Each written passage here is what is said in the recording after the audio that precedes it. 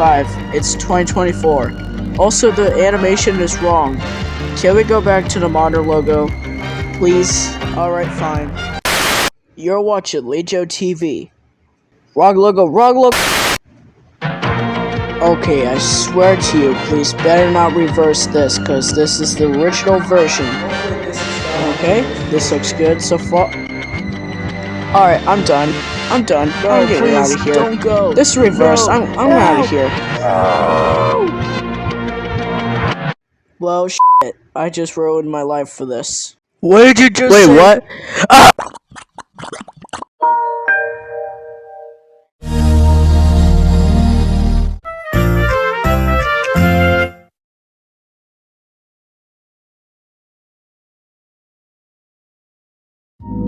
Up next, it's Minecraft, the story of Mojang, on Lejo TV. Domino's new spicy chicken bacon ranch is looking hot. Is that drizzled with? Ooh, fire. Mix and match medium specialty pizzas for $9.99. Only at Minnows. 프로젝트 사일런스. 무슨 일이야? 응답해! 비행기가 거기다 부서진다고! 살 수 있다. 반드시 넘어져!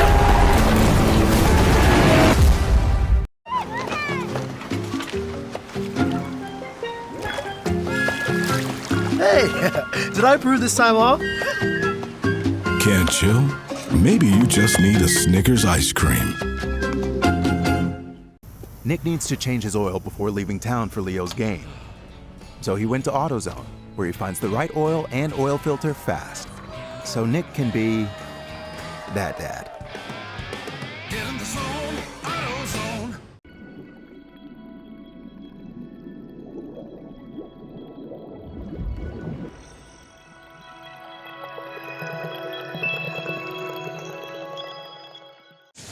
Did you hear the news? Now at Boost Mobile, we're offering unlimited talk, text, and data for only $25 a month, even for a single line, forever. Forever? Yes, forever. Para toda la vida. Toda la vida. Tirando amor por todos lados. Toda la vida. Toda la vida. Ajá, toda la vida.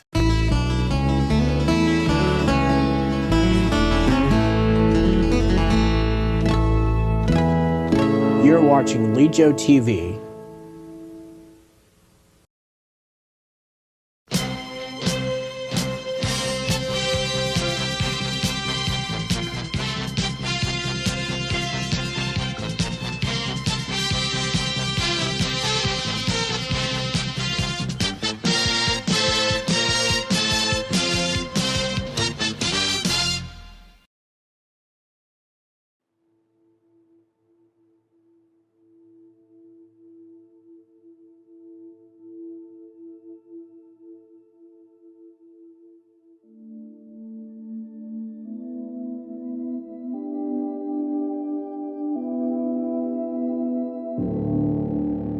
And here we are in Minecraft on a deserted island.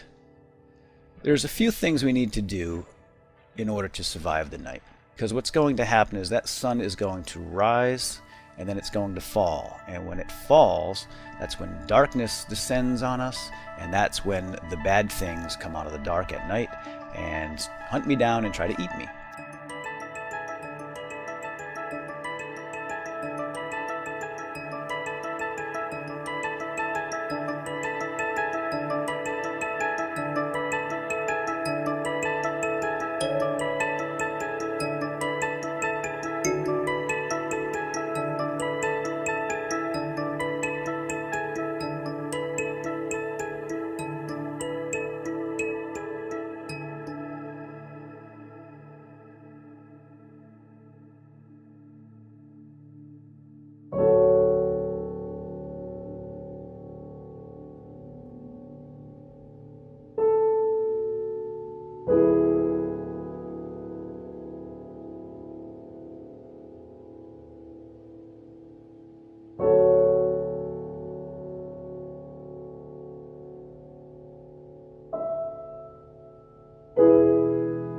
When did I first hear about Minecraft?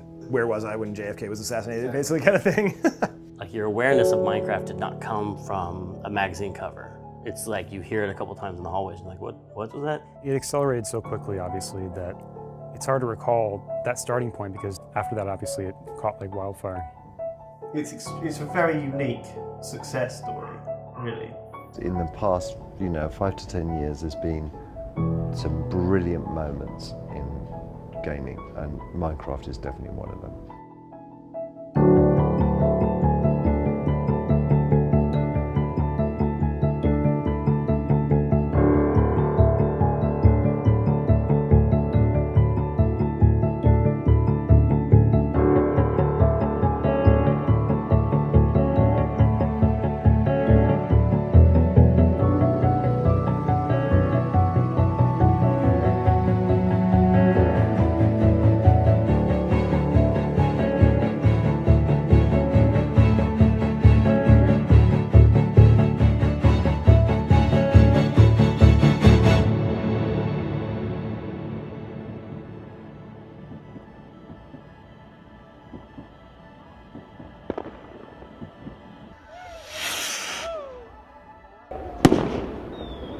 Happy New Year.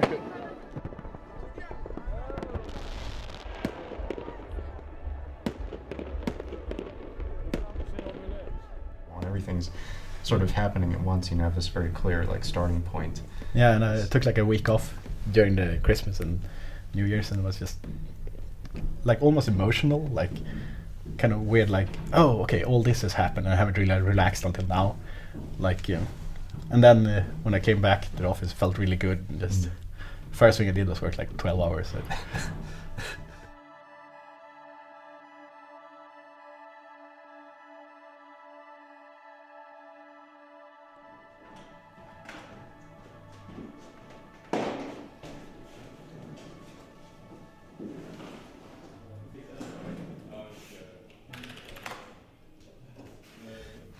Let's just start with like growing up in Sweden. Yeah. Like, what area of the country were you originally from?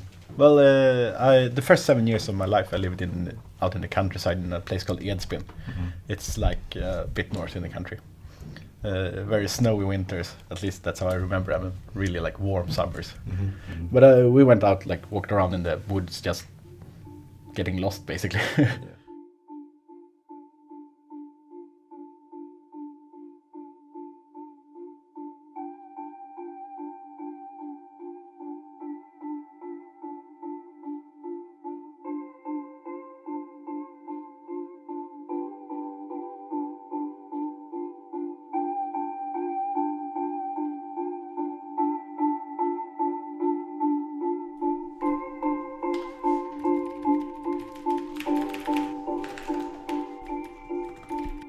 And I did that and programming was basically my two hobbies. No, I've been programming since I was 8 or something. I kind of always knew that I wanted to make games, and I said so in school to my like career counselor thing, and she said, "Oh, well, that's probably not going to happen." Yeah. That's what he likes to do, but he always made games. I always found it interesting to like try out his games, and like, I was like, "Yeah, you're a genius."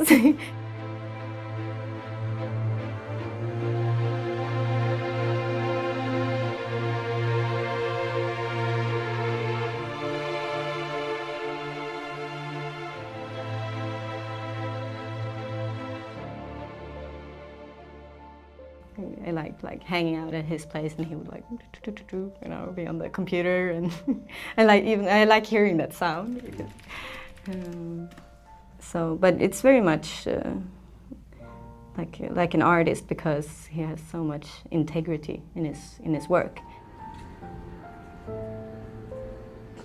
Marcus and I, we've been friends for the 4.5 years that we worked together at King, and we became close, and we had a lot of fun. And then, of course, he had the success because he left King to start. Basically, he wanted to do games in his free time. And while we were working at King, we were allowed to make games in our spare time, but we couldn't do it as a business. And he wanted to try that. I was sad, of course, that he left because we had a great time at King. You know, I lost my best buddy, my best working buddy, but I wasn't worried for him, and I mean, we stayed in touch regardless. So I left to make my own games, and the first thing I was going to do was just going to be like a 6 to 12 month project, and it kind of turned into what Minecraft is now fairly soon.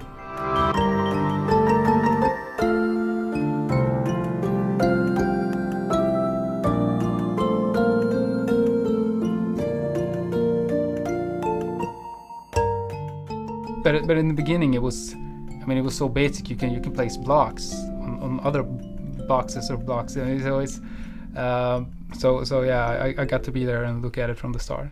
Of course, in the beginning, the world was more limited. You had the edges. You would fall off.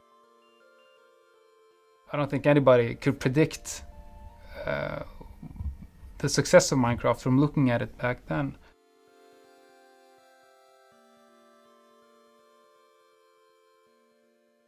I really liked the game from the start. This is like a digital Lego, you know.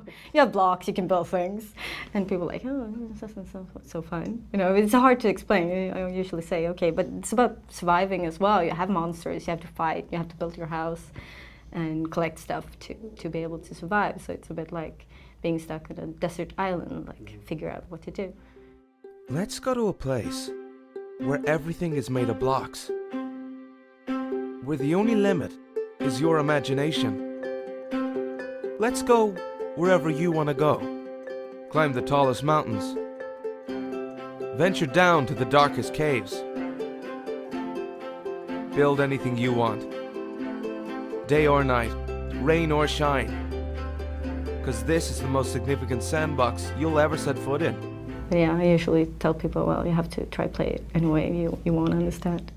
To be honest, I really didn't understand the power of the game in the beginning. I think at the point where Marcus took me aside at the office and said, I really need to focus on this, and he told me about the success and you know what kind of numbers he had, then I realized that this is going to be something big.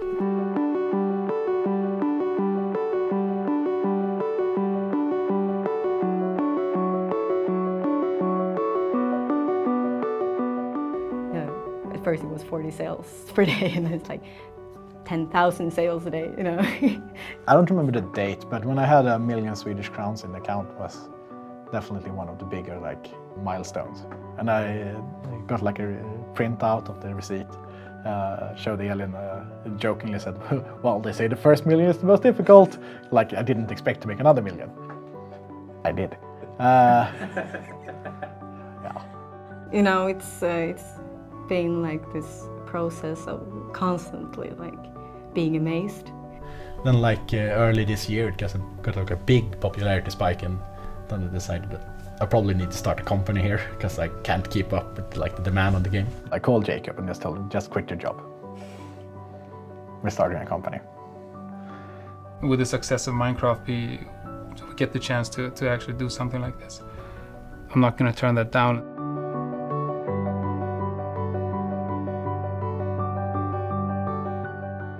So and now we're 7 people and we have an office, and it's a new year and it's finally beta.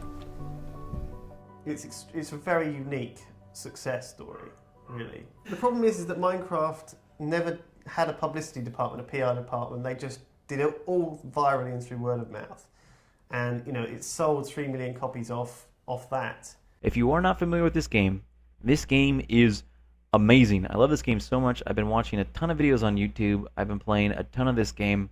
It's just something really magical about when it first came out and nobody knew much about it and we're all learning at the same time. Have you seen this crazy thing? Look at this. Look what you can do with it here. And look at people talking about it, and I could not comprehend what they were talking about. I was like, you did what in this game? This is insane. I can't imagine it functions like you say it does. Let's talk Minecraft. You've probably seen it popping up everywhere lately. If you have not played it yet, though, we're about to school you because it's one of the best gaming experiences out there right now. And I remember loading it up for the first time, and just nothing, right? Just nothing. You're just standing there with 2 hands. And so I hit a tree and wood came out. I was like, oh no. Like I could already see like the spiral. It was like I hit this tree and wood came out, and then I hit the ground and rock comes out. It's like, oh no, this is gonna be bad. And then it's that first night that you spend like holed up, right? All you can dig out is maybe like 4 squares before it gets dark, and you just pile blocks up as the zombies run around outside. That moment, like I won't ever forget that. I mean, that is a moment in video gaming that will always be with me. And to me, that was what sparked my interest in the game. Like, holy cow, I can do whatever I want here. And so that's the first part of this game, which is, exploring and collecting resources. People saw the potential in it, and if you had the opportunity to play it at a friend's, or you saw a video on YouTube, for example, I think the game pretty much sold itself. This is my house here, as you can see. All you do is you put it in the center here like this, and then set a fire to it. Now, not always, but most of...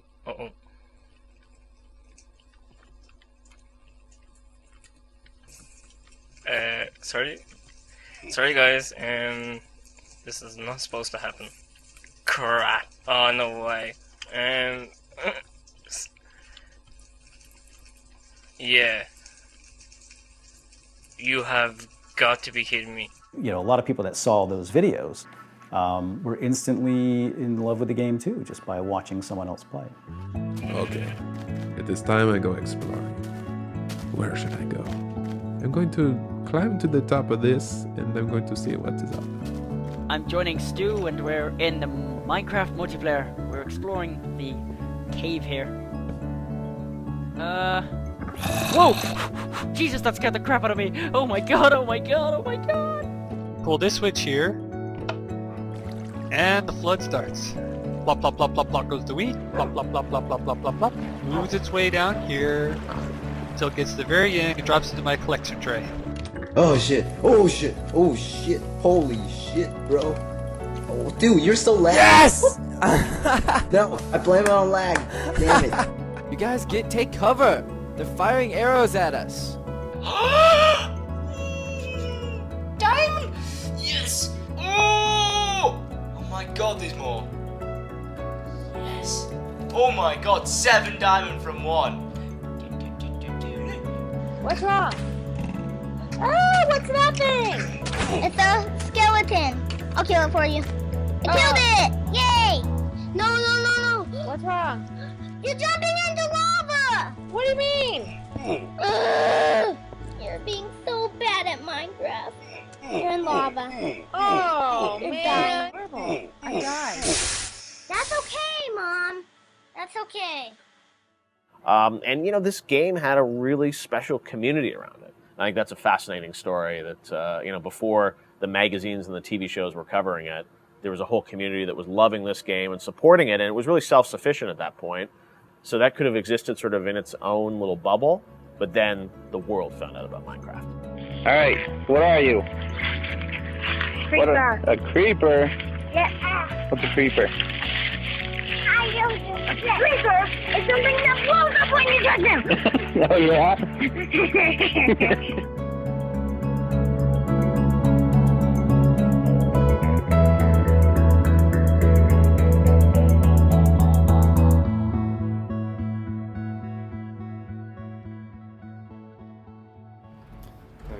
Take us in? Sure. This is our fancy design. Here you go. Welcome. As you can see, it's looking really awful right now. So we're going to remake a lot of things. Yeah, I can show you around.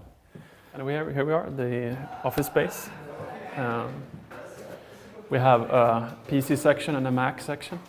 We're thinking about having sort of a Minecraft wallpaper here. So this is Jacob. He's one of the co-founders of Mojang.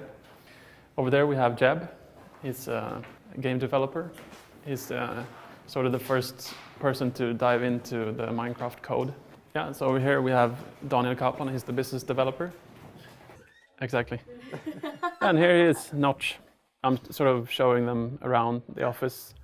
And you are Notch. I am Notch. Yes. He's the reason why we're all here. I am God. Yes. That's right. I'm not God. Did I say I'm God on camera? Yes, I think you did. Yes. I heard that Notch was starting up a company. I played and heard about Minecraft before, obviously, but I didn't know that he wanted to take it to the next level. So I just sent him an email. Hey, do you need an artist? Got a reply. We met up and kind of hit it off. I think immediately started joking about prostituting ourselves to elderly men and stuff like that. So that's it, really. And now I'm here. It's also fun to be part of this storytelling and really be with the core team. I don't know how big we're going to be in the future, but it's fun to be from almost the beginning. Yeah. Well, I started here 2 days ago on Monday. Went in, signed the contract, and just started working. Welcome to Mojang. Great. You've worked here I've worked here for 4 hours now, Yeah. so yeah. I've got 600 followers on Twitter since Monday. I had a thread on Reddit discussing me. It's just an awesome place to be right now. It's like I catch myself walking down the street or just thinking that, you know, there's not a job out there that I would rather have, that I would trade in for this. I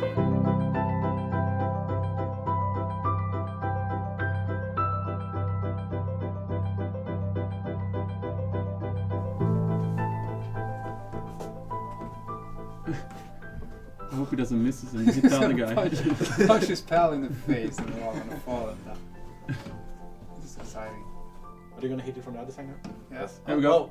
Whoa! Yay! So it feels really good, and it's very interesting what's going to happen. We're going to have like a strategy meeting day thing, trying to work out what we're actually going to do. Let's do that again. Can we do that again? That's awfully bouncy. Yeah. We have to decide what actually like the full version of the game is. That's kind of the first step, I guess. Then the next step is to do that. Minecraft's a very dynamic game, and it's because it's still in development at the moment. That means that it's continually being updated with new stuff and things are changing. Back in like the 80s and the 90s, when you would get a game on PC, or much more often when you would get a game on console, when you got the game, that was it. The game was done. The game wasn't going to change. And we've seen that change bit by bit, and certainly it's happened more on PC, where people can patch and update games. But I think none of that prepared anybody for how malleable and evolving Minecraft was going to be. I mean, to the point that you could buy the game ultimately more than a year before it was actually going to be finished, and play the game as the creators were updating the game. And then slowly but surely it kind of, you know, built attention and anticipation about where it was going to go. So this is just like the major headlines of things we should have. Yeah, I think it's a bit like, it's a weird way of making a game. You just put it out and kind of keep working on it as you're making it. So it's kind of hard to say, is it released or is it not released? I try to make sure it's like, yeah, this is not the game. I'm just working on it and you can play it while I'm making it. Kind of, hopefully. Should we go out with any dates, or should we just say this will be released when it's done? Or should we like try to put up a date and try to build hype? I think date and hype. I'm also that. Yeah. I think there's a difference between this and many other games in that Minecraft has so many users and so many players already. And as we develop these things, we're not gonna develop in a lump and just put them all over a night and say, okay, play this game now it's done. No. It's gonna come, every other week or so. It's gonna be a small update or a small change.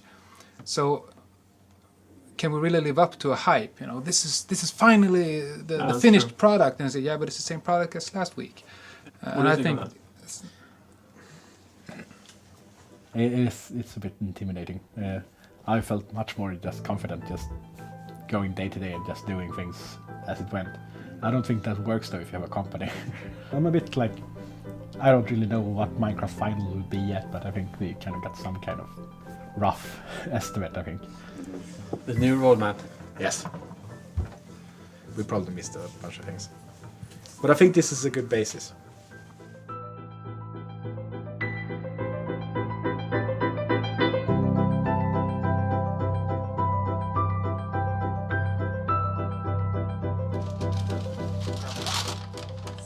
Oh, there they are. But they want to film us eating the muffins. I think so too. So, since we sort of missed it, could you just explain what happened with the IGF today? Yeah, they announced the IGF finalists, and Minecraft got in 3 categories. This was the main prize, technical excellence, and design. Design, yes. Yeah. So the main one, the grand one, technical and design, which is really cool.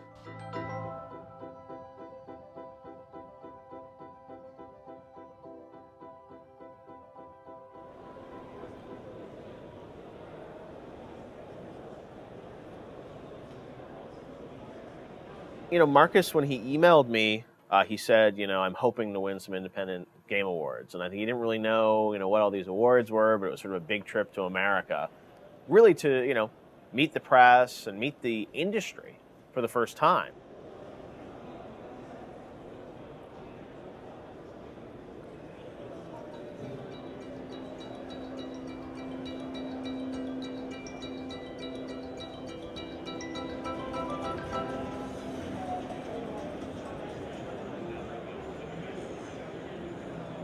And yeah, I think everyone then was starting to realize that Minecraft wasn't some fluke.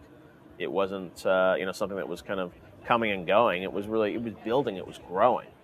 And that's what was great about it, is this virus was starting to spread. Hey, nice heads.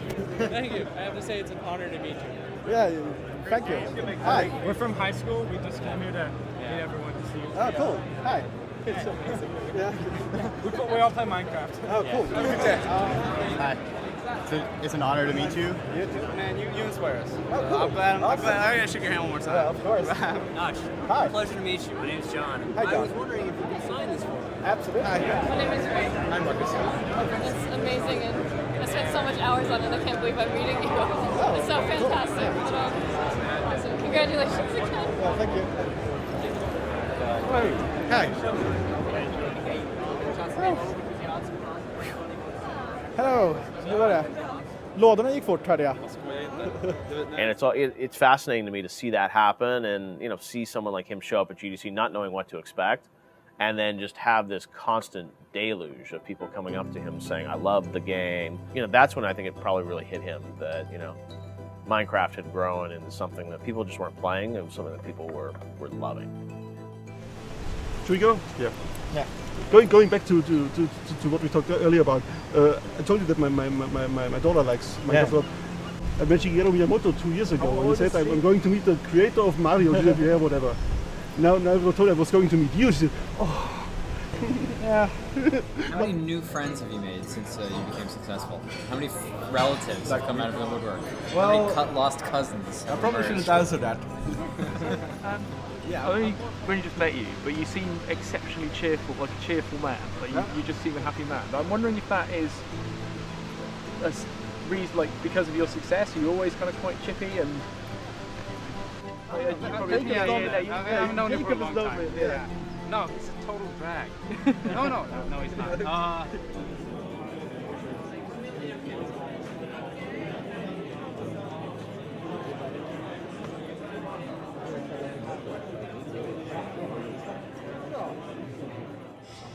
Yeah, I hope so. I try to feel so, but I still have this kind of weird feeling that I don't really belong. And I think it's called actually the imposter syndrome.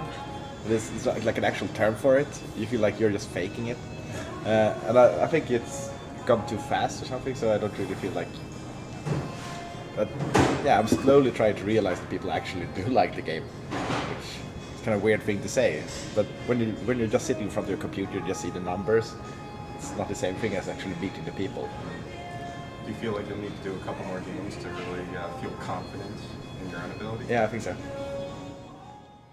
It's kind of weird. It's when I kind of grew up, like famous people to me, like John Carmack and stuff, were not really like actual people. They were like forces of nature almost that just did awesome things. And now people tell me, like, not everyone, but some people say, like, yeah, you're the Carmack of this generation. Mm-hmm. And to me, there's no way that can be true, because that guy is, well, obviously very talented at what he does, and I just made a game.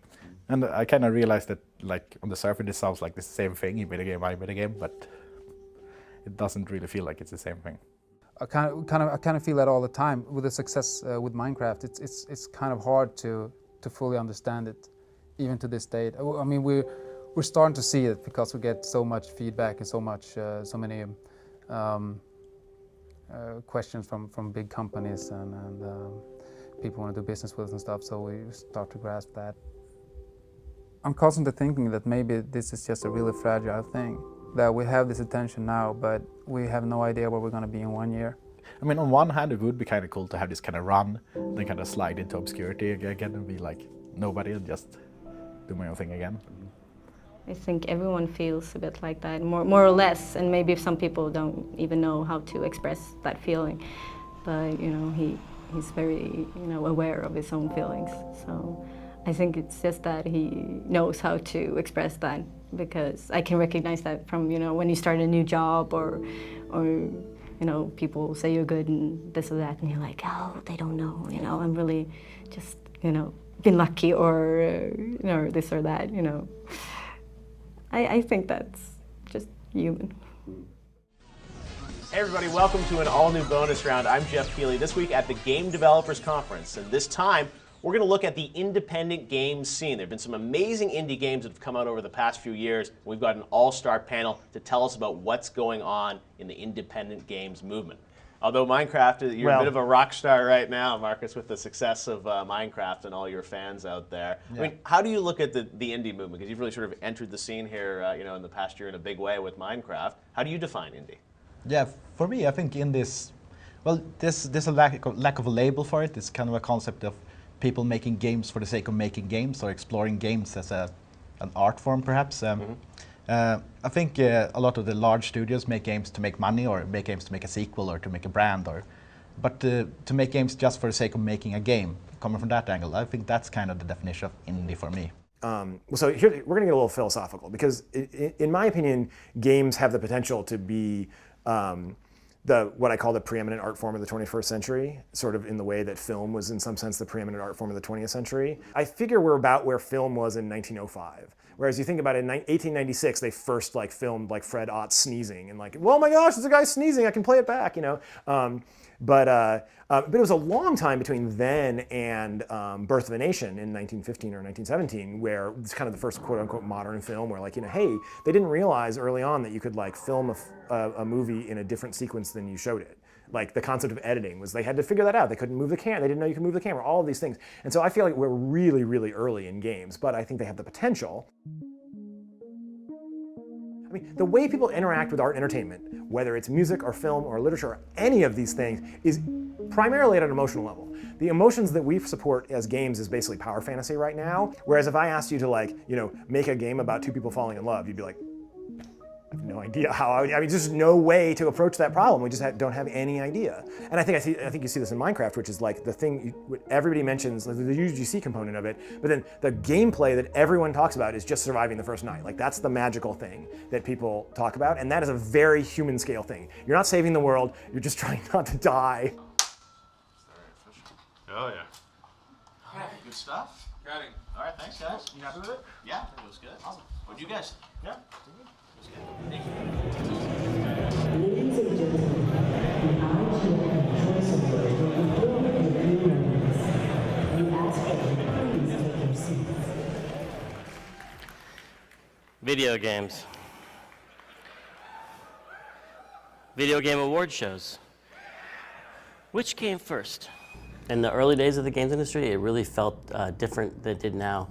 Mostly it felt isolated because the internet was not around. So you just knew the people at your company, and if you're lucky, you made friends at the Game Developers Conference. It was the only time during the year you'd see other people who had the same problems as you, or were in the same boat as you were. So it was a lot more kind of like islands, people making games were on their own island and making their game.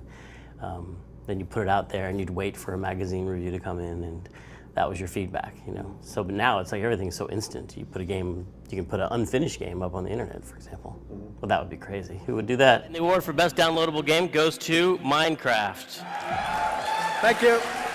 And the innovation award goes to Minecraft. And the Choice Awards for Best Debut Game goes to Minecraft.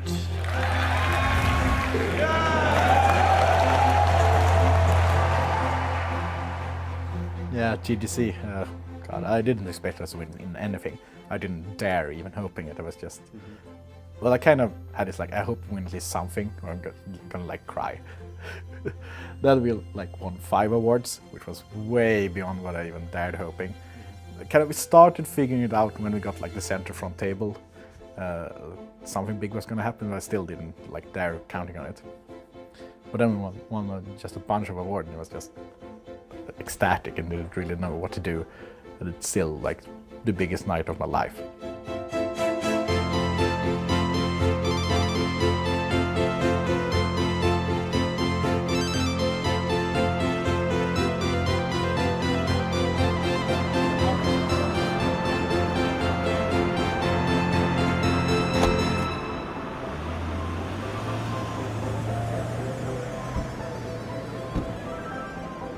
Please join me in honoring Creative Director of Microsoft Game Studios Europe and co-founder of both Bullfrog Productions and Lionhead Studios, Peter Molyneux. I never believed, never in my wildest dreams did I believe that I'd be standing out here and getting a Lifetime Achievement Award. The very moment I first saw Minecraft, the very second I first saw it, it was like,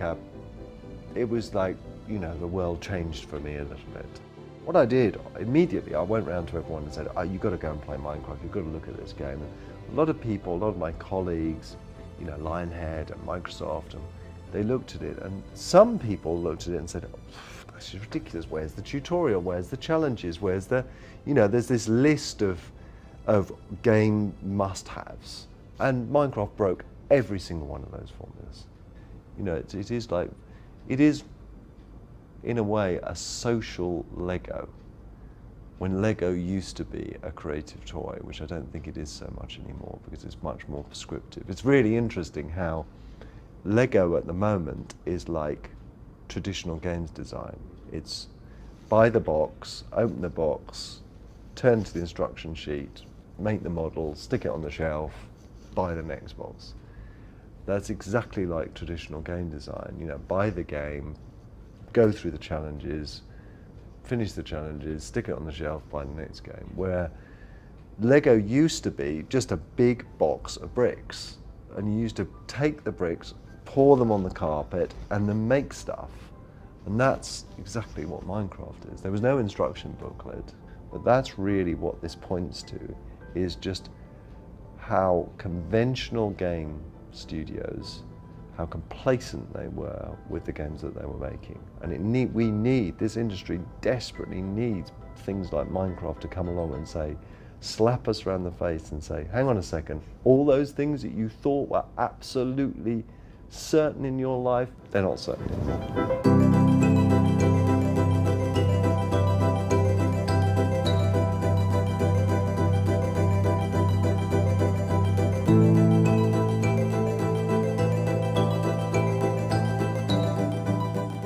Definitely grown. I think we all are. I mean, it's an experience that I think very few people will ever experience. And, you know, there are a few companies in the world that have experienced this kind of growth. It's very inspiring.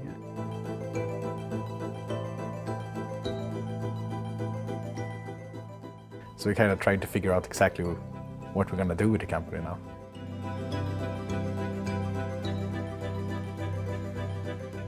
Okay, so we discussed this before.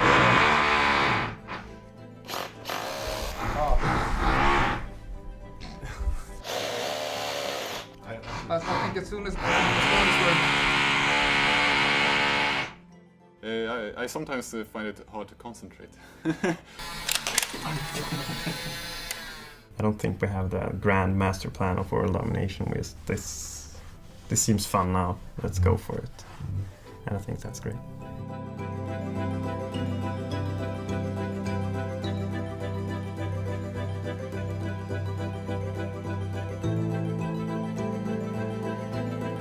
If I would have been Marcus, I would have, you know, doing blow of hookers' asses. That's what I've been telling people. But seeing how he still remains so humble and sort of grounded in reality, that's extremely reassuring for someone like me, you know.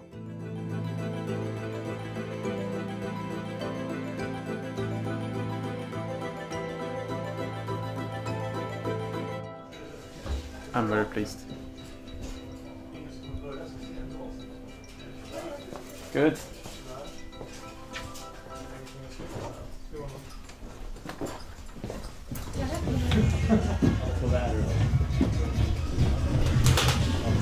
Oh, hello, Doc. Hello. My name is Marcus. I'm gonna ruin this shot by looking into the camera.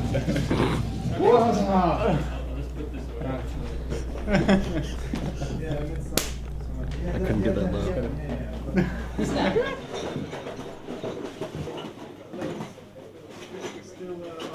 We had a great party on Thursday, celebrating 2 million. Do you want to sum it up? I was just gonna ask if it was good because I don't remember it. Ah, okay. Yeah. Anyone else remember? Cocaine's one hell of a drug.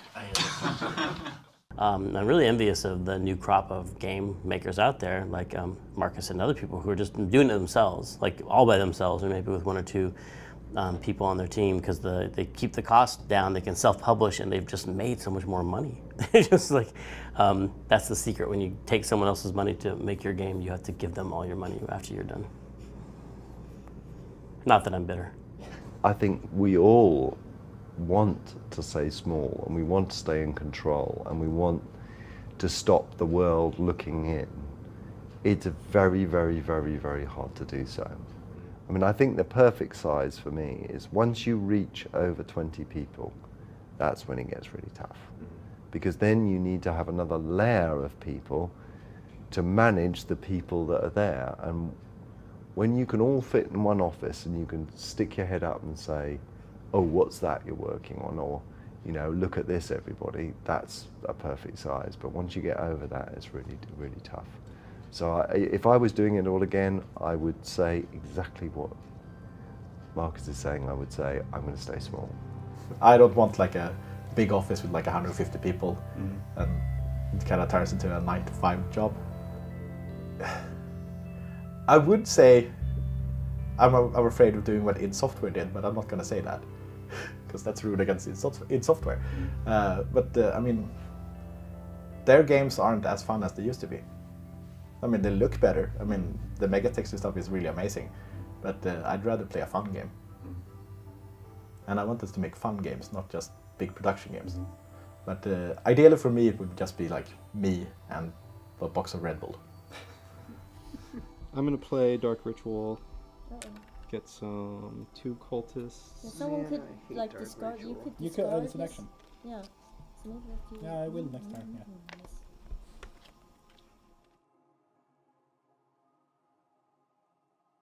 What's the next big event coming up, E3?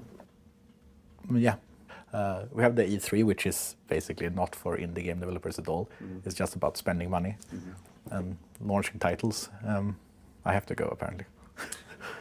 I mean, it's a cool trip, and I really like going to the E3, but I kind of want to code. Can I get a hug? Oh, thank you so much for this game. I'm Bert Coben from the chat.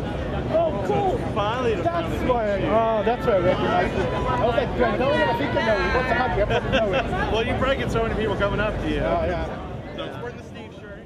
To ensure we can accommodate everyone's carry-on baggage, please place smaller items under the seat in front of you and larger items in the overhead bins above your row.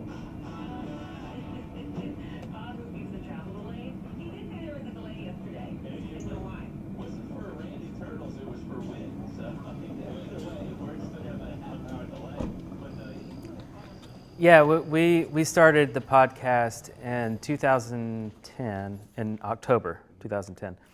And this is maybe about a month after we actually started playing the game. So in a month's time, we knew it was something special enough that we wanted to devote our lives to talking about and to producing a show. So we did know it was going to be something big and something special. And I forgot what you asked already. This is, for people who don't know, this is where we talk about what we've been doing over the past week since the last episode. But I've also been watching my son play Minecraft, which has been fascinating because... Yeah, like the Shaft podcast guys, for example. I'm like, wow, this is like more than an hour just about Minecraft. It still like blows my mind. It's like, wow, they're actually just talking about this game. It's amazing. So this is from Nergok, who said, I have to thank you guys for suggesting listening to a book while playing Minecraft. It's greatly improved my Minecraft enjoyment. And we try to be on time, never skip one. Except we missed one episode because tornadoes ripped up our city. But that was the one we missed. So. And honestly, when that happened, the community got together, and Awesome Girl Satori Love pulled all this information from the community, and basically it was an appreciation show for us that she gathered all this material so we didn't have to do anything. I mean, I'm getting chills just thinking about it right now. It's just amazing community around the show and around this game. Community is always going to be probably the most important thing when it comes to Minecraft, because that's what makes it bigger than itself. It's very cool to see, people are so like involved and, really like making something that's just about this game.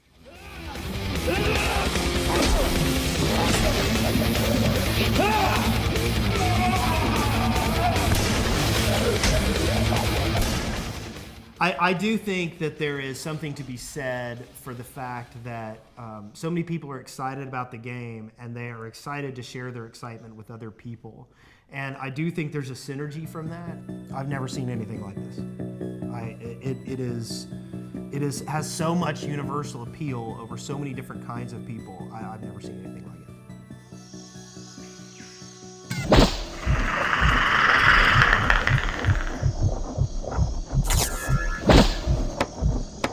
I mean, Minecraft, because it's such an open experience, an open world, kind of naturally lends itself to be populated by these subcultures of machinima creators or podcasters or live streamers or, yeah, Yogscast is certainly one of them, I think. We met because we both were in the same World of Warcraft guild. So we met in a thoroughly nerdy way and ended up doing a thoroughly nerdy job, which is effectively playing Minecraft. That's our job, isn't it? Well, it's not just video production, but basically we do get paid to play Minecraft. Dude, there's something up there in that cave. Is there? Yeah, it's a green thing, look, bouncing. Oh, Christ almighty, it's a creeper. It's gone. Yeah, those are very, very gone, bad. Simon. They follow you and they explode. Don't go towards it. It'll see you. We don't script anything, we just play the game and record it and put it on YouTube. So a lot of people watch it.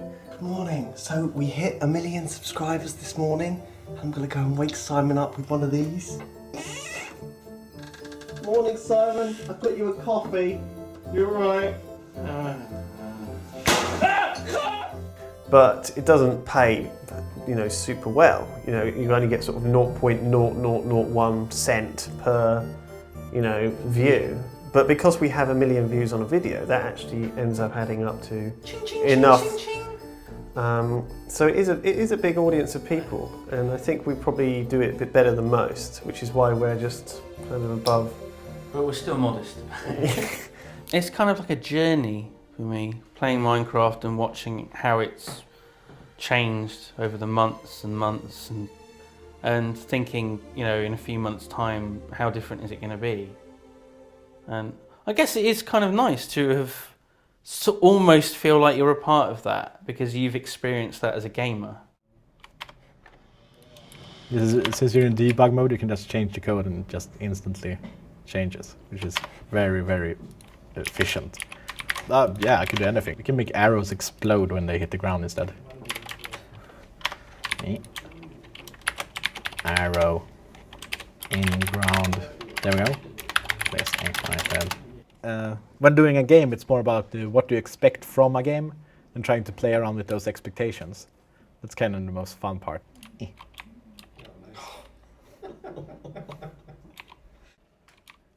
Let's give it a bigger explosion. There we go.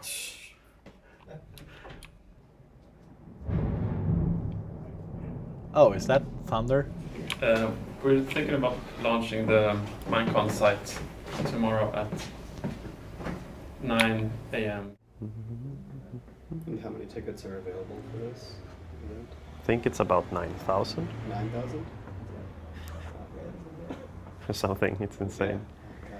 Minecon is basically a celebration of the launch of Minecraft. Do you think it's reasonable time to do it in November? We can. It would be cool to sort of do a live deployment on stage when they deploy the 1.0 version. That would be cool. Yeah, I'm a bit nervous. We haven't put up the site where people can register yet, so we have no idea how many are going to show up, and we signed the papers already with the hotel. I mean, at least a couple of hundred should show up, I think, but I have no idea.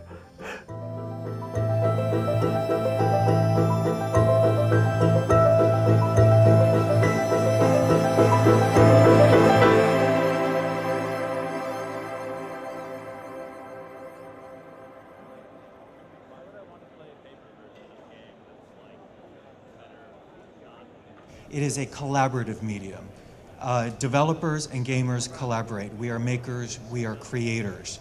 And that's why we're here today, because we're going to celebrate that collaboration between developers and gamers. So I'm very, very grateful for everyone who's come to join us today. And I think it is particularly fitting that our first presenter today is Mojang, because it's hard to imagine a game like Minecraft, that would flourish because it breaks so many conventions and basically hands the creative keys over to the gamers. And that is truly revolutionary. And so I am very, very pleased to introduce Marcus Notch Passion and Lydia Winters, who are going to show you the Minecraft Adventure Update. Please welcome them.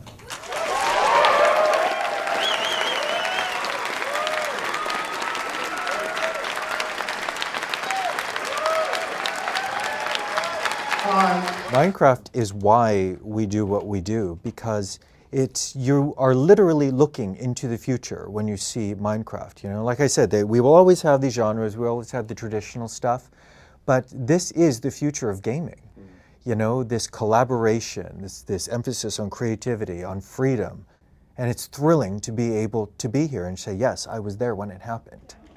He obviously knew he was creating building blocks, but I don't think anybody could have expected how ready so many millions of people were to take those building blocks and say, okay, I'm going to create stuff in the game. I don't think anybody could see that coming.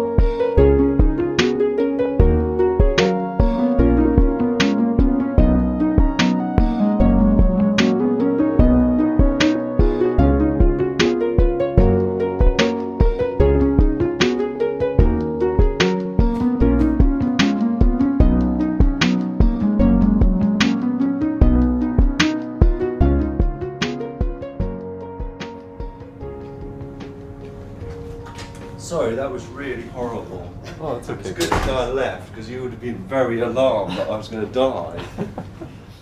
The fact in God games you kind of own the world isn't as important as owning your own house. And that, you know, that idea of building and creating and almost modding as part of the game experience is why it's far better than a god game and a game that I've done. For sure. No, for sure. It's just fact. It's fact.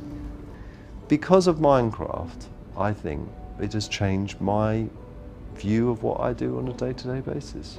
So I still really believe that I have got one great game, you know, inside one great game idea that I can inspire a team to turn into a real idea in me.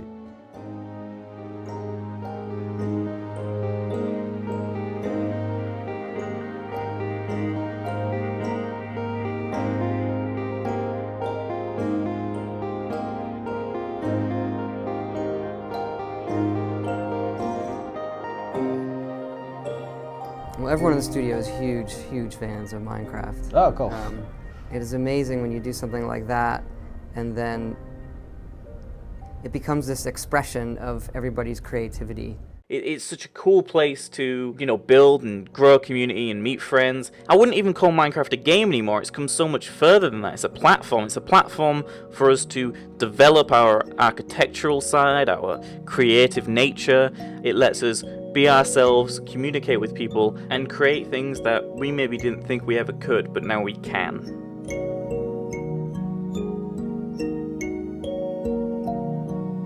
Anytime I get on that server, I get astounded by the imagination, the creativity of the people that are on there. And my jaw just hits the ground. I just can't believe what the people, A, have the design sense to accomplish. Just, I can't do it. I don't know if it's just me, but I'm looking at the stuff, I'm like, wow. And I'll tell them, I'll say, this is fabulous, this is fantastic.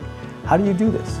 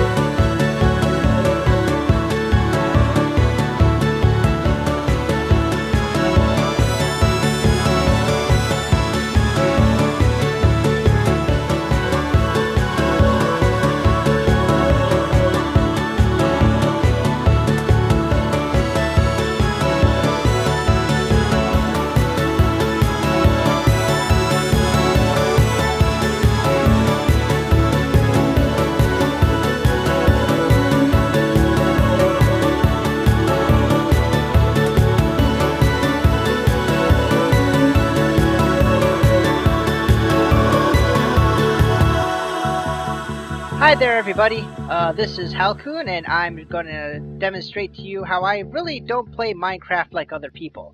Now first thing you're going to notice is I'm kind of staring at a corner of a very deep well, and it's made out of bedrock and it's very high, and I'm sure you're probably thinking, why Halcoon? That is a very deep well, and I'm going to show you the reason why. It is currently holding this. This is a 1-to-1 scale model of the Starship Enterprise. I just got finished putting the framework together. I haven't slept yet, so I'm going to be a little loopy as I show you what I got here. So you can see there's some scaffolding still up there. So why don't we take a walk, shall we? Pretty much. I reverse 6502 code for fun. So I have like disassembled source code from Final Fantasy 1. I have disassembled source code from ProDOS for the Apple II that I've taken apart, and that's what I do. I find these programs and take them apart. I've been reverse engineering application software for like 10 years. I'm actually active in a community where we've been disassembling Final Fantasy VII for the last decade.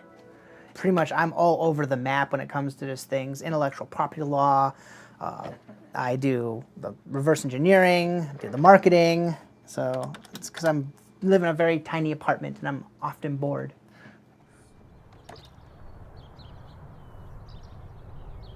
Let me see if I can find my enterprise. So we're sitting at 8,984,531, and I need to update these badly.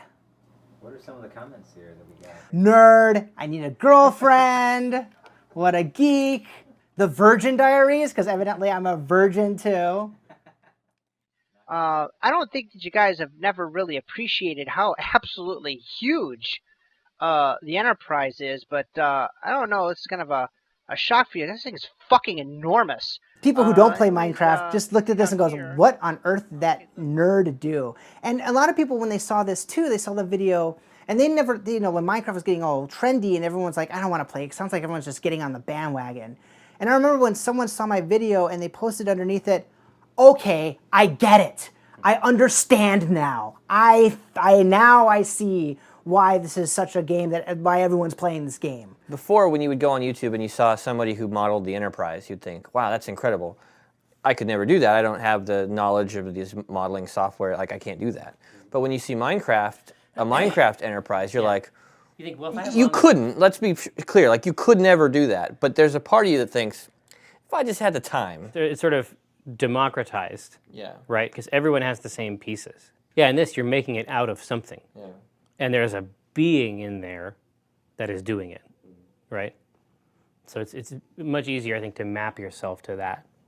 This is Voyager. There's the Enterprise E. There is the Klingon Bird of Prey. So we can make these ships, take these blocks and put them in this world where we can build our ships with these blocks, and then, you know, wire them up, give them life and see what happens. But if you have something, take it and try going in a completely different direction. You know, take the seeds of it and then see what else you can do. I don't want to see bigger and better. I want to see this way or that way. Hey guys, I just want to show you a project I've been working on in Minecraft. It's up here, or at least a good view of it is. This is a arithmetic logic unit. And an ALU is found in every processor because it does math. When the Minecraft Enterprise came out, the computer came out at about that same time. It is 16 bits, and somewhat slow and big and unwieldy. But it's implemented in a video game. What do you want? I have it set up hopefully so that when I add registers and RAM, probably not very much RAM, and a program counter, it'll be a legit computer.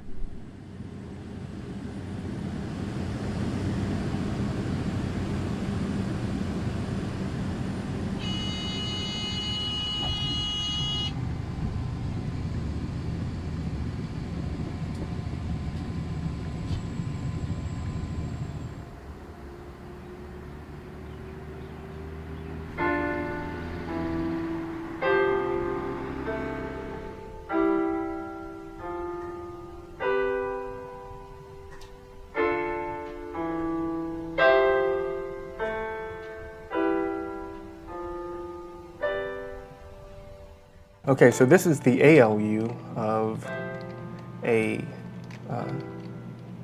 basic computer. So this is the output, these are the inputs, and these are the controls. I'm gonna do 2 plus 1. It's gonna be crazy. I'm gonna turn that on so it adds it. And we look over here, there's a huge bus taking all the values from the end of the ALU all the way back over here. So bitwise, we added 2 plus 1, we get 3, which is 1, 1 in binary. There it is. It can only add, really, but multiplication is just adding over and over again, division is subtracting over and over again, and subtraction is just adding a negative number. If pieced together, they can do any operation that a regular computer can do. What's the capacity of something like this? Okay, this has 4 bytes of memory. I would say in Minecraft you could probably build 512 bytes of RAM, which 256 bytes is the amount that was in an Atari 2600. So that kind of gives you a feel. So you could probably double that. So here's the entire computer. Here you can see the connections, you can see the crossover, you get a very visceral way to appreciate what's going on inside these things that we can't see anymore. There's not just a disconnect between regular people, even programmers just usually take it on faith that they click a button and now all the stuff they wrote can be, can be run. That this disconnect even translates into people who are supposed to know what's going on is really interesting. But there's definitely this class of machines we have now that are tantamount to magic, and we just see them go and watch them do all these amazing things and nod and say, okay, so this is where we are right now in the chain of us moving from the present to the future. And now there's going to be even cooler things. And that's just kind of where it stops. And you don't say, okay, how does this work? What are we really doing?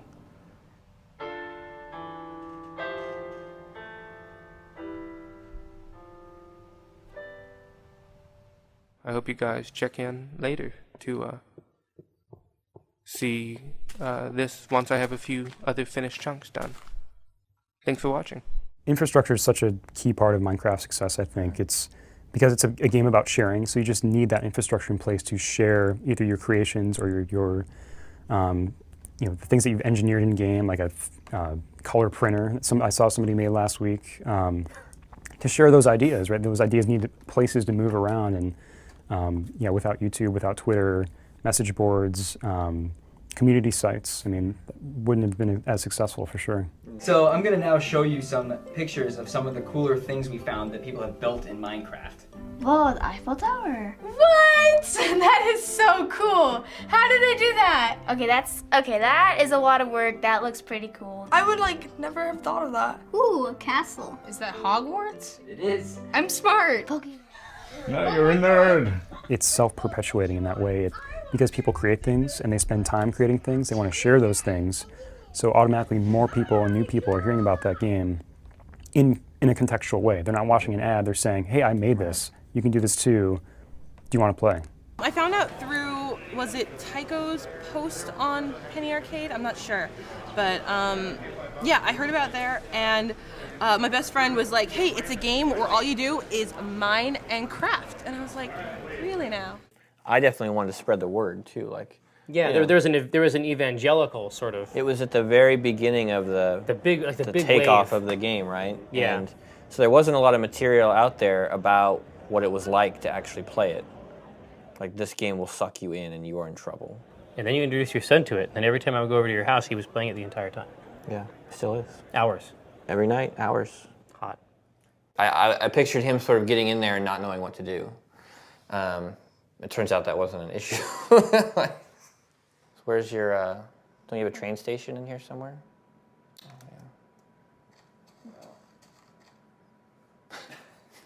yeah. It's like... Oh, wow, that's cool. I saw the one that they had a bunch of music blocks and it played the song from Portal.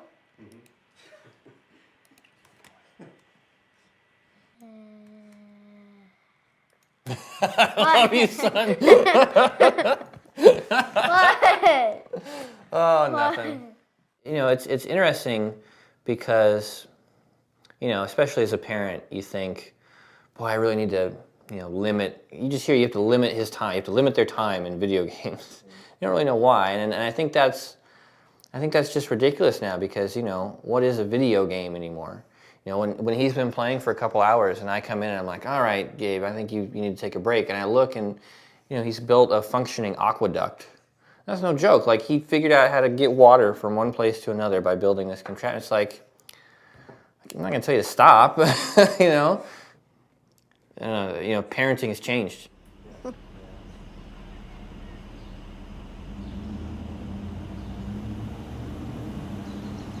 We have these nice people. They're from a real film company making a real movie about Minecraft. and they're just going to be watching what we do. We're going to be doing what we normally do. We're going to be playing Minecraft. I'm going to have activities for you. You guys are going to get to do your own things.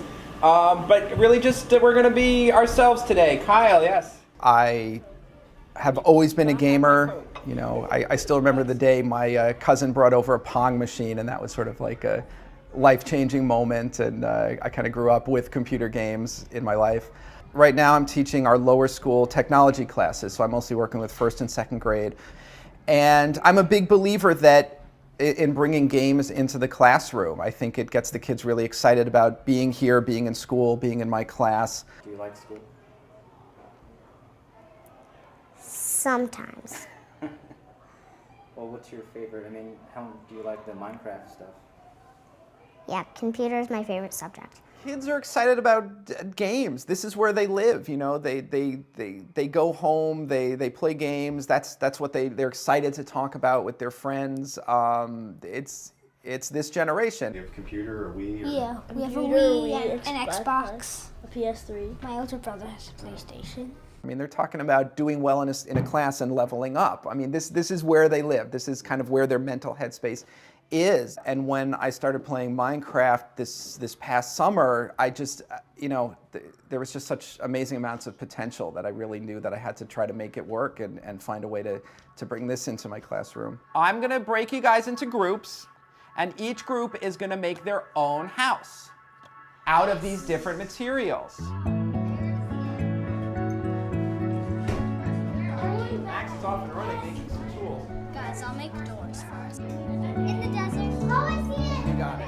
See the pyramid? Yeah, it's so short. You guys like the game? Yeah. Yeah. It is really, really fun. Well, like, it's kind of like a free world. It's not like New York City, like, with all the traffic and all that.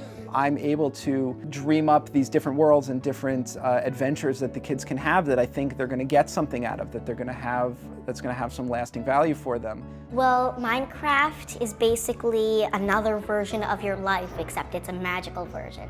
Lots of great teamwork today.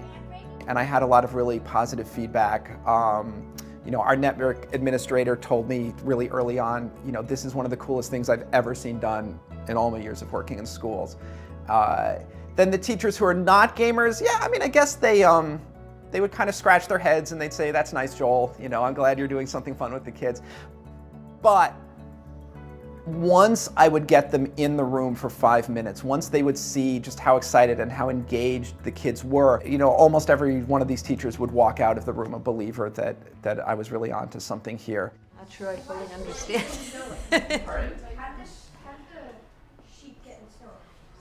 I'm not sure I understand it at all, to be honest with you. When I first saw this game, I thought, wow, this is really pixely. And this reminds me of my Atari 800 days. And I couldn't believe that the kids were satisfied with the graphics. But they don't even seem to notice that part of it. Do you like playing Minecraft? It's awesome. It's so much fun. That's the only part I don't like. Listening to everyone talk about it all the time. The kids come in and you literally have to rip their hands off of the keyboard. You don't like listening to everyone talk about it all the time? It's annoying. And I love to talk about it. You two still manage to get along, even though he talks about Minecraft all the time? No. Yeah. But let's remember there's things that they can do in Minecraft that they can't do in the real world. I mean, I can't drop a bunch of kids in a forest and tell them to build a shelter in real life. And even if it's not quite real life, you know, they're thinking, well, what would I do in this situation? What must it be like to build a castle on top of a mountain and try to fortify it? What must it be like to explore a jungle? What must it be like to farm and raise crops? I mean, these are things they can do in the game. And then if a teacher's able to spend a little time customizing it, setting up these scenarios, the potential is limitless. With the teaching, we're going to go talk to the Minecraft teacher in New York. Okay, yeah. We'll see him teaching the classes and things like that. I mean, is that something you ever expected would come with the game? No. I think his nickname's Notch. Oh yeah, Notch. Nacho, you're a great man. Notch. Nacho? I think the person would be very, like, smart to make Minecraft. I think he likes adventures. I actually look forward to 15 years from now when these kids are well, not my age necessarily, I'm a bit older than that, but when they're grown up, and to have a conversation with someone, it's like, what, you worked on Minecraft? Well, not really, but I sat next to the guy who did. Because just like you're saying, some of the games when you play when you were young, it's just, they stick with you. And it's gonna be that with Minecraft as well. It's gonna be awesome to hear that in 15, 20 years, talking to people. And it's also gonna be very fun to see what Minecraft means at that point. So, yeah, well, I'm very much looking forward to that. It's going to be interesting because they're going to be looking back on it nostalgically in like 10 years from now. Oh, that's a scary thought. Yeah, that means we really need to do it right.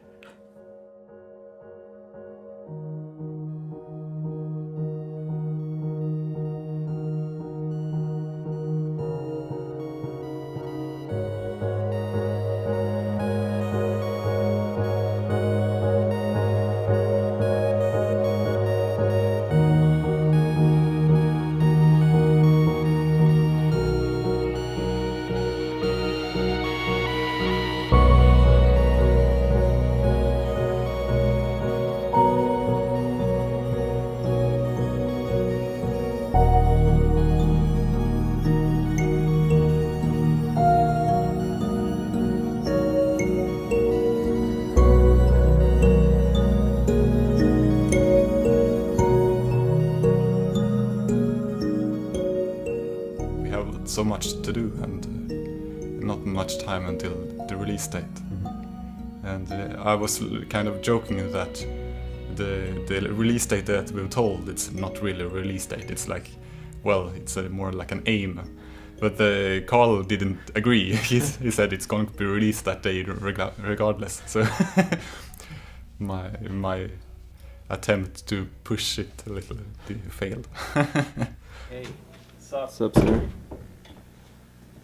Going? Good. Oh, Jeff, you look like a rock star, man. Jeez. Crazy. I don't feel like one. It's going good. I'm a bit stressed out. Definitely the pressure is increasing in the team, I would say. I need to finish this, so I'm really focused on it. So right now it doesn't feel like we'll ever work on something new, but I have all these ideas that I want to try. And I've actually spoken to Jens, and he would be willing to take over the head of Minecraft, and he's really good at it. So I feel comfortable that there's someone who could do a very good job at it. But right now it feels like I'm gonna keep working on Minecraft forever, but we'll see. I'm very excited about it being done because it's like a milestone. I think that we were really worth celebrating. It's like, yeah. Now you've made it, this game, now it's finished. So yeah, I don't think it's sad like that. I mean, maybe, I don't know how long this game will live and be popular, but maybe when it fades, then you would feel a bit sad, like, oh yeah, and be nostalgic, like, oh, remember when it was so popular, But no, it definitely doesn't feel like that. I think it will keep gaining. So. Oh yeah, another bug. The bow doesn't get damaged when you use it. We're just taking today as a final polish day. We have a few reported crash bugs that we can't reproduce. So it's like we would like to fix them, we don't know how. Yeah, I'm a bit nervous because mostly because they're gonna be hopefully reviews, and those are gonna give the game a score, and then you can say no, this game is 5% less good than Super Mario Galaxy or something. Here's a bug. Redstone torches randomly burn out and never recover. Okay, where do I start? I have no idea. So.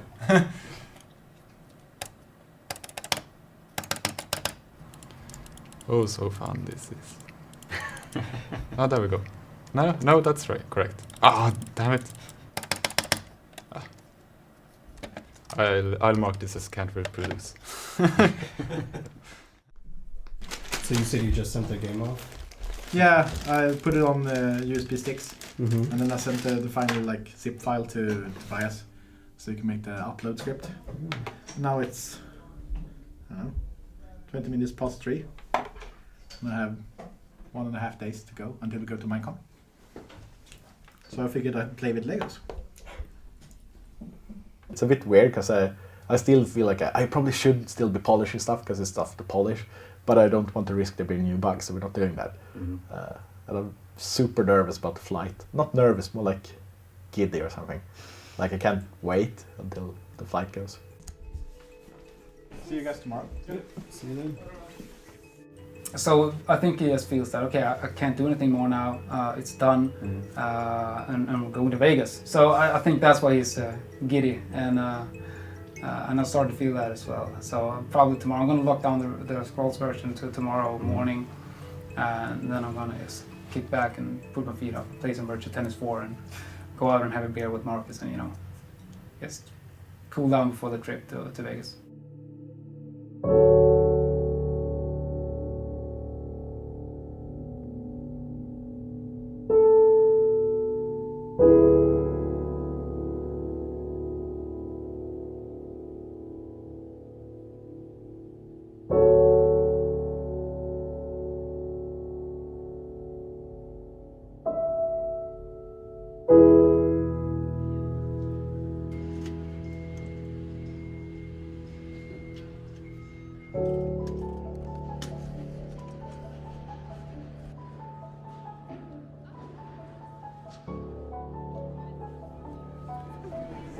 It took a whole truck to get it. Yeah. It was very cool.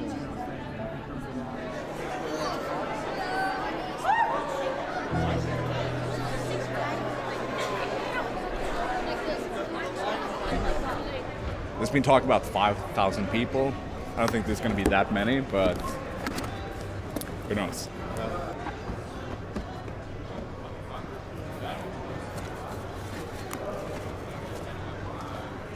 Yes. Doesn't work at all.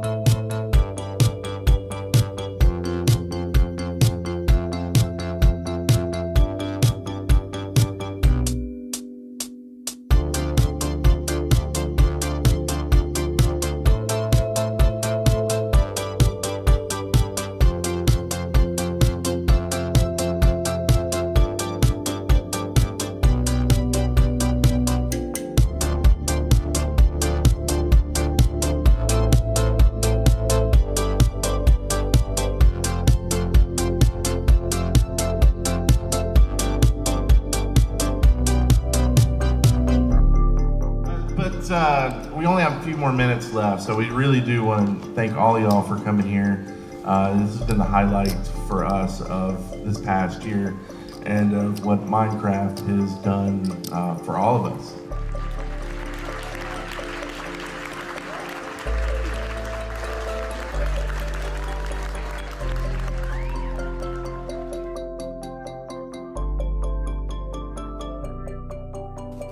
Because Minecon is finally released, it's the end times. No one thought it would ever happen. It's Minecon. So because Minecraft. Yeah, sorry, that's okay. I got your game wrong. Yeah, I played it a few times. I heard you did. Yeah. You're still learning.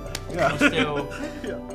I guess just to close out, I think you're obviously idolized by a lot of.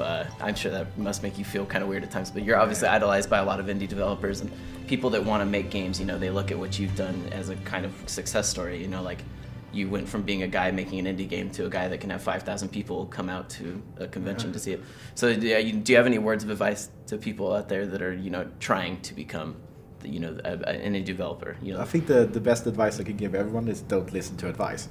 But if you are going to listen to advice, then making sure you actually do something is a good advice. If you just sit around planning something and not doing it, you're not actually going to get anywhere. Cool. Yeah, I think that's a good. Yeah. Cool. We good? Yep. Great. Awesome.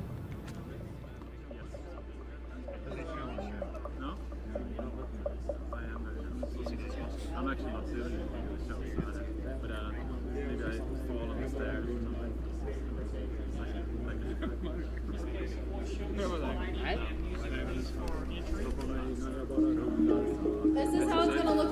what it's going to look like when people are entering. So there'll be the music on, the lights will be low like this.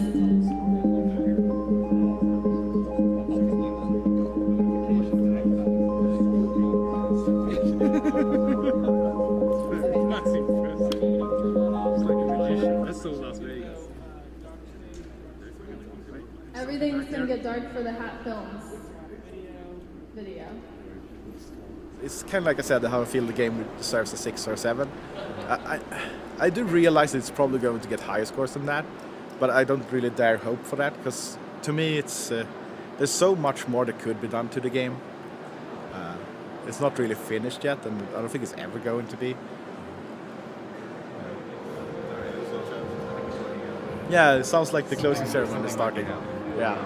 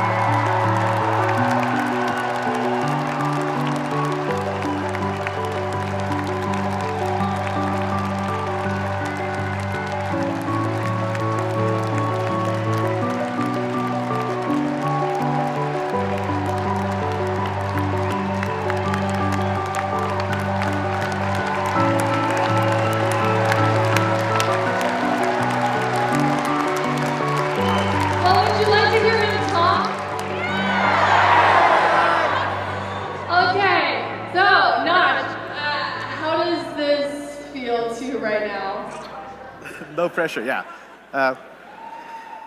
It's very overwhelming. I mean, the reason I started working on Minecraft and kept working on it was because of people playing it. And it's the reason we started the company, because there are fans. And now we have like 5,000 people here just for the game, for Minecraft, and that's... We are so thankful that you guys traveled from all over literally the world. We have people from all different countries here celebrating with us to be part of the official release. And we are so grateful and absolutely humbled that you would come all this way for this game that this team has been working on.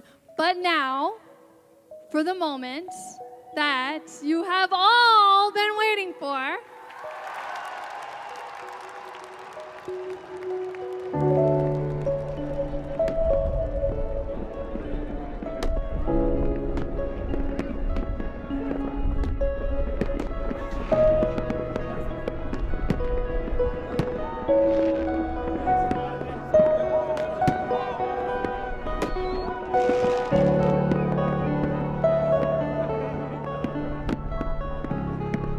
Yeah, 2011 was probably the weirdest year of my life.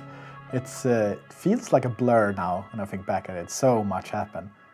I can't even describe it. The weirdest year of my life.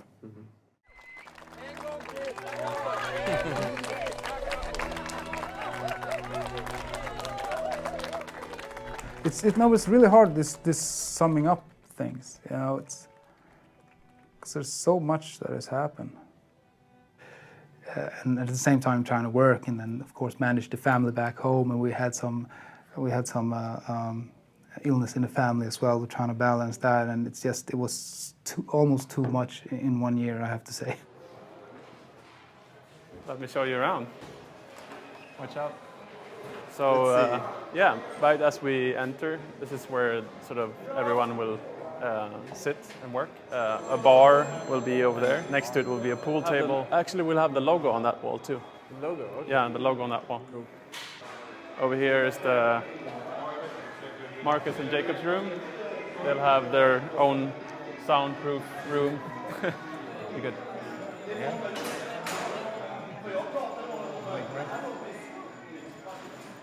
It's really hard to really get your head around everything and summarize, but obviously it's been the most amazing year of my life. Just going from sitting in a shitty apartment, working on things that I hate, and absolutely seeing no future for myself aside from the few fleeting moments of glory that I had, you know, posting some pixel art online, you know, going from that to actually, you know, this, you know, traveling around the world and, you know, meeting, you know, fans and stuff like that. It's been a pretty wild ride. A lot of things happened last year. We recently changed Minecraft's front page, so it has my Twitter account instead of Notch's. So that's, I don't know, one difference. So yeah, slightly before Minecraft, I asked Jens to take over as the new game developer, lead developer of Minecraft, and I left the game, and now Jens is doing it. We sat down and made a plan in the beginning of last year, and that is we still use the same plan because we only got halfway through that list. I mean, I think we should be able to do this in half a year, which means we won't, but at least that's kind of the base guesstimate. I barely talk to him at all about Minecraft. It's when sometimes I ask him small things, but he said he didn't want to interfere, and he has definitely not. Well, it's a relief and kind of a curse, because I won't ever be able to top that. It's a bit of a relief not to work on something that big, because I think I've done lots of soul searching that I'd rather work on something smaller. Like, because I made Minecraft kind of for myself, and that's the kind of games I want to make. But now there are so many like kids playing it and parents playing it, and I can't really understand that audience. So it feels like there's a huge responsibility to keep like a child safe and make sure the parents can actually use it the way they want to use it with their kids and stuff. So I'd rather actually work on something where I kind of understand the audience more. So after Minecraft came out, the launch was a huge success, and then he handed the development off to one of his colleagues. I began to hear whispers that, oh, he's just counting his money now, or he's not really that into making games anymore. And this struck me as strange, because it didn't really seem to fit with the guy that I had met a couple of times and interacted with over email and what have you. And he seemed to me like somebody who's like, he loved doing this kind of thing. And it was comforting and it was exciting to find out that those whispers were wrong when his next game, which I'm still not even sure how to pronounce, was announced. And to find out very quickly thereafter that it is potentially as insane as Minecraft was conceptually.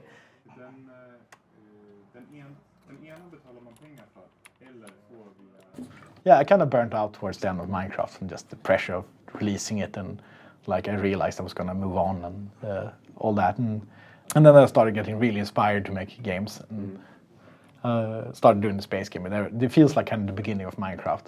It's kind of this, you don't really know what the game is going to be. It's kind of slightly scary because it could be something completely different from what you thought, and it might not be fun at all. It might be super fun, and so it's very inspiring. I'm pretty sure Bethesda doesn't have a trademark called 10 to the C. Damn it, I pronounced it. Damn it! Damn it! I think I could put this out now if I wanted to, but it's not really fun yet. So once it's kind of at the point where I will get lost for an hour instead of developing, then that's probably when I'm gonna release it. I guess I'm kind of afraid of the fans being disappointed with the new game. I mean, it's a space game. It's not like a fantasy chopping game or whatever. Well, the first big challenge, the challenge to success, and the challenge of expectations, and is that when you're the new kid on the block, no one has formed any expectations from you whatsoever, and then when you way exceeded people's expectations, asking someone to do that again is really tough. Usually what happens in a successful situation is that the person, the sophomore slump kind of thing, or like blows it all. I mean, if this was music, they'd blow it on crack and and hookers. But I don't think he's getting married, and like it doesn't seem like that kind of guy. But at the same time, like stay focused on the thing you're trying to do, and don't worry about all the kind of what I call weather, right? Like you just can't can't control. It's gonna storm. It's not whatever. Lightning strikes. Sometimes it doesn't. Do all of the variables you can control, and that's the quality of the game.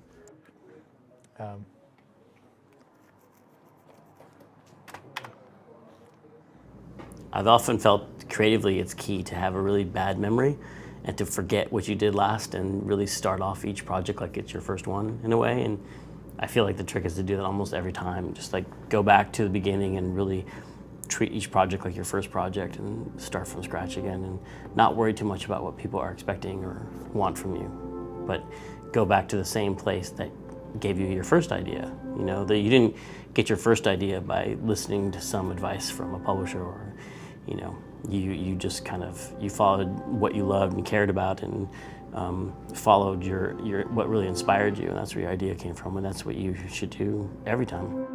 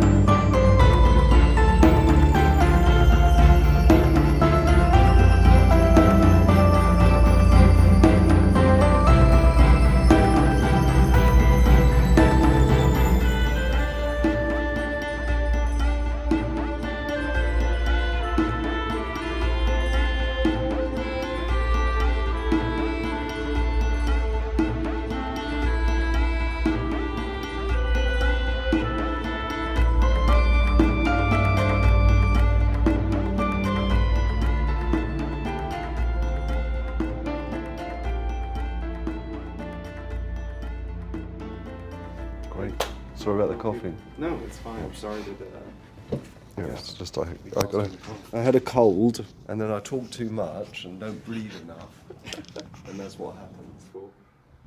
Okay. We should probably try to wrap up. Yeah. Before we All right. get stampeded. Okay. But I think we can. Yeah, we'll talk more later. Okay, yeah, I think we'll have lots of time.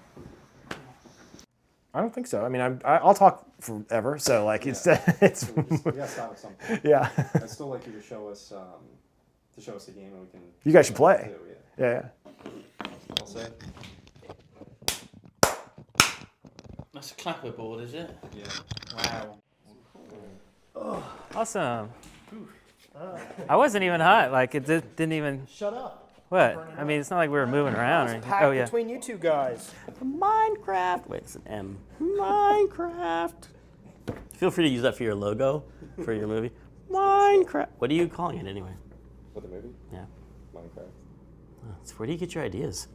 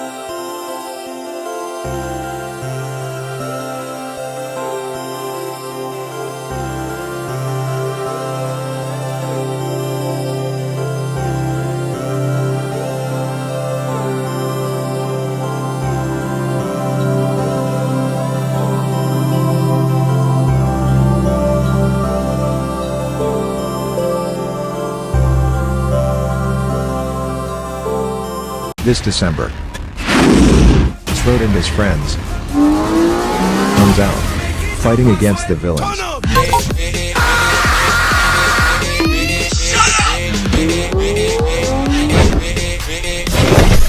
This Reupload Drive movie, The Final Fantasy, in theaters December 20th. Project Hail Mary is an awe-inspiring masterpiece. It's cinema that hugs you back. Prepare to feel all the emotions. You are the bravest human I have ever met. His joke, I only meet one human, and is you. Project Hail Mary. And the arrangement of the words. Yeah, bad with words. There should be enough in there to do something. Yeah.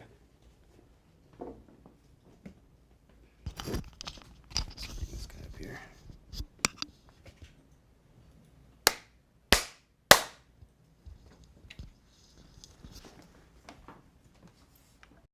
You're watching Lejo TV. You can bring your favorite Minecraft mob to life with the exploding RC Creeper. Control Creeper to walk like the real thing. But don't forget, Creeper is one hostile mob. The Minecraft RC Exploding Creeper. Spawn egg minis and other toys sold separately. Batteries not included. Adult assembly required.